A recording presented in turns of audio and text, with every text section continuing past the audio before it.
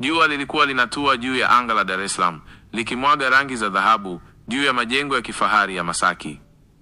Kwenye ghorofa la 5 la jengo la kifahari la Golden Heights, alikaa mwanaume aliyekuwa gumzo la mji, bilionea Brian Bendera, mwanamume wa miaka 39 mweusi mwenye kipara safi, suti za bei mbaya na harufu ya mafanikio. Alimiliki kampuni za mafuta, majengo ya kupangisha na meli za mizigo. Lakini kwa miaka yote ya utajiri wake, kitu kimoja kilikuwa kikikosekana: mapenzi ya kweli. Brian hakuwa mtu wa mikutano ya kijamii. Alikuwa akiamini kuwa kila mwanamke aliyemvutia alikuja na ajenda ya pesa. Lakini yote yalibadilika alipoenda kwenye harusi ya rafiki yake, pale alipomuona Ritha Munishi, mwanamke mrefu mweusi kama shaba mwenye macho ya kuchoma moyo. Alikuwa mpole, mwenye heshima na alionyesha kutovutiwa hata kidogo na umaarufu wa Brian. Hiyo tu ilimvuruga akili. Ritha hakuwa mwanamke wa kawaida. Alisema alifanya kazi katika NGO inayosaidia wasichana waliotoka jela. Alionekana kujua maumivu, lakini pia alionekana na utulivu wa mtu aliyeshapitia mengi. Kwa wiki kadhaa walizotumia pamoja, Brian alijikuta akitamani zaidi. Alimwamini, alipenda upole wake. Na hatimaye bila mashaka yoyote alimchumbia, na harusi ya kifahari ikafanyika Serena Hotel. Mwaka wa kwanza wa ndoa ulikuwa wa ndoto. Brian alimnunulia Ritha magari, akaweka mali nyingi kwa jina lake: nyumba ya Mbezi Beach, hisa katika kampuni za mafuta, akaunti ya benki iliyojazwa mamilioni kwa jina lake, akiamini kuwa penzi linahitaji imani. Lakini nyuma ya tabasamu la Ritha kulikuwepo na historia ya kutisha. Miaka 5 kabla, Ritha alikuwa mpenzi wa mtu anayeitwa Musa Sinda, jambazi sugu aliyeuawa na polisi baada ya jaribio la ujambazi Kariakoo. Baada ya kifo cha Musa, Ritha alikamatwa, lakini akaachiwa huru kwa kukosa ushahidi. Tangu siku hiyo alijifunza kitu muhimu, kuwa uhalifu wa kweli hauhitaji bastola, bali akili na uvumilivu. Alipoolewa na Brian, alianza harakati zake kwa ustadi. Kwanza, alihakikisha kwamba anakuwa msiri kuhusu matumizi ya fedha. Akaanza kujenga mtandao wa wanasheria na mawakala wa mali kwa majina bandia. Alizichukua baadhi ya mali za Brian na kuziuza kimya kimya, akitumia mikataba ya kisheria ya kuaminika. Alijua Brian alimpenda sana kiasi cha kutohoji chochote. Kisha akaanza kuandaa safari za kujitolea nje ya nchi, ambazo kimsingi zilikuwa mikutano ya kupanga uhamishaji wa fedha. Brian hakuwa mjinga, lakini mapenzi ni kama sumu laini, hayakuua ghafla, yalimhadaa kwa muda. Mambo yalibadilika ghafla. Mwaka wa pili wa ndoa yao, Brian alianza kuona tofauti. Akaanza kuhisi matumizi yasiyoeleweka. Akaona baadhi ya hisa zake zikihamishwa kiholela. Akamwajiri mpelelezi binafsi, Mzee Kapinga, mtaalamu wa uchunguzi wa kifedha. Ndani ya wiki 3 tu, Kapinga alirudi na ripoti ya kutisha: mali nyingi za Brian zilikuwa tayari zimeuzwa. Akaunti ya benki ya pamoja ilikuwa karibu kufutwa na hati miliki nyingi zilibadilishwa majina. Mipango ya Ritha ilikuwa ya ajabu. Alikuwa akihamia Afrika Kusini kimya kimya, na tayari alikuwa kanunua nyumba huko kwa jina bandia.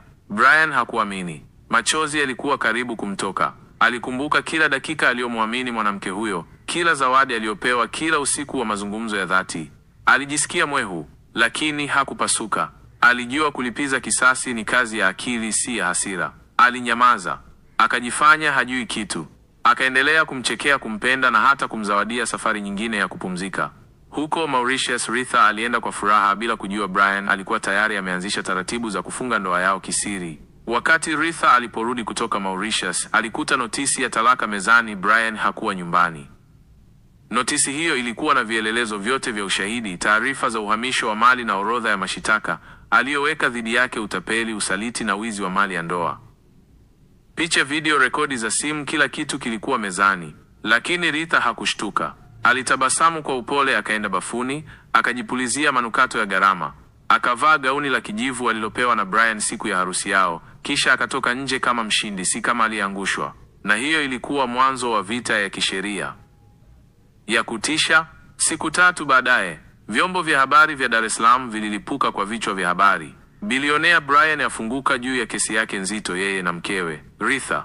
Mke wa bilionea tajwa adaiwa kuhusika kumuibia mamilioni ya fedha. Katika nyumba ya kifahari ya Mbezi Beach, Ritha aliketi kwenye sofa la ngozi akiwa amevaa kimono cha sidiria nyeupe, macho yake yakiwa hayana wasiwasi kabisa. Pembeni yake aliketi mwanasheria wake, Advocate Doreen, mwanamke mwenye sura kali ambaye alihusishwa mara nyingi na kesi za akina mama matajiri waliowafilisi waume zao. Usihofu Ritha, Doreen alisema akitabasamu.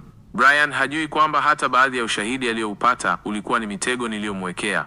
kesi hii tutashinda na tutatoka na zaidi ya alivyopoteza. Ritha alitikisa kichwa kwa utulivu. Na mali ya kule Cape Town je? Aliuliza. Imeshasajiliwa kwa kampuni ya Panama, jina lako halihusiki kokote. Hiyo hata Brian akifanya nini hawezi kuigusa, Doreen alijibu. Wakati huo huo Brian alikuwa amejifungia ofisini kwake katika jengo la Bendera Group Tower.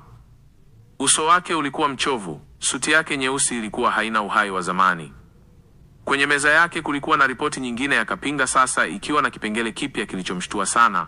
Ritha amewahi kuolewa mara 2 kabla na ndoa zote zilimalizika kwa talaka zenye madai ya kutatanisha ya kifedha. Mungu wangu, Brian alijisemea kwa sauti ya chini. Nilimuoa mama jambazi na sikujua.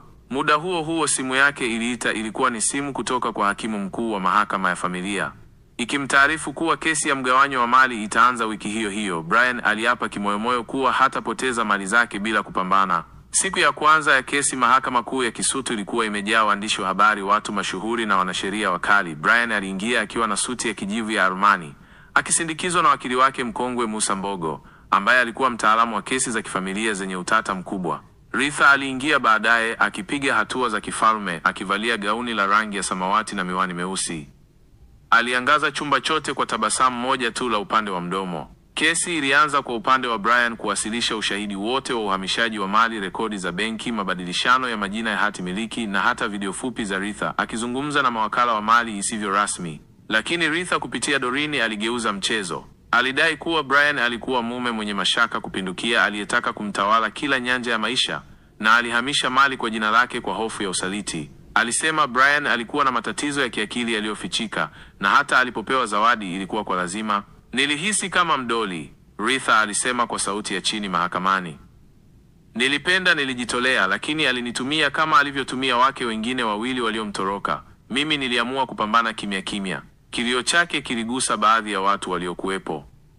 Mmoja wa waandishi alijisemea, huyu mama anaweza kuwa mhalifu, lakini anajua kucheza na akili za watu. Siku zilikuwa zinakatika, kesi ikizidi kuchukua sura ya sinema.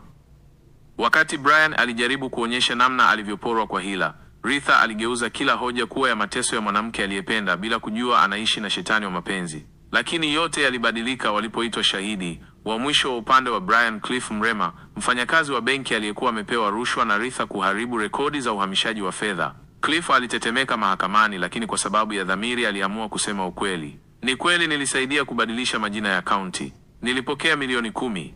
Niliambiwa nisiseme chochote, lakini kila usiku naona nafsi yangu inanilaani. Sauti hiyo ilizua mshangao mkubwa mahakamani. Hata Ritha alipigwa na butwaa kwa mara ya kwanza. Brian alimwangalia machoni, na kwa mara ya kwanza alimuona mtu si mrembo, si malaika, bali mtu wa kawaida aliyeamua kufanya uovu kwa ustadi. Mahakama ilisitisha vikao kwa wiki moja kabla ya kutoa hukumu.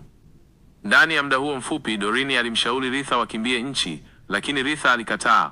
Nimecheza mchezo huu muda mrefu, nikikimbia nitakuwa mnyonge. Hii ni vita, na silali kabla sijashinda au nimeshindwa. Lakini Brian alikuwa mbele zaidi.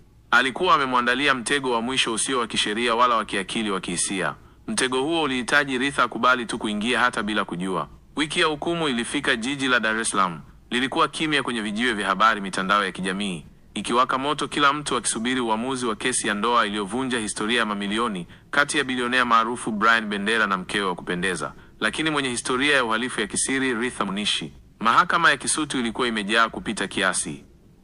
Polisi walilazimika kuweka vizuizi vya kudhibiti umati. Brian alifika akiwa na uso wa mtu aliyepoteza vita nyingi, lakini bado alikuwa amesimama. Ritha alikuja akiwa mnyenyekevu, lakini ndani yake kulikuwa na utulivu wa ajabu, ule wa mtu anayejua alichokifanya hakigeuziki. Hakimu mkuu Bi Mzena alisoma hukumu kwa ukimya mzito. Baada ya kusikiliza hoja za pande zote, ushahidi wa kifedha, ushahidi wa tabia na maelezo ya mashahidi huru, mahakama imejiridhisha kuwa ndoa hii imekuwa chombo cha ulaghai wa mali kwa nia ya kifisadi. Brian alitabasamu kwa mara ya kwanza akidhani anashinda, lakini kabla hajamaliza kujipongeza, Hakimu Mzena aliendelea, hata hivyo mahakama haijapata ushahidi wa moja kwa moja wa kosa la jinai ambalo linazidi mipaka ya ndoa.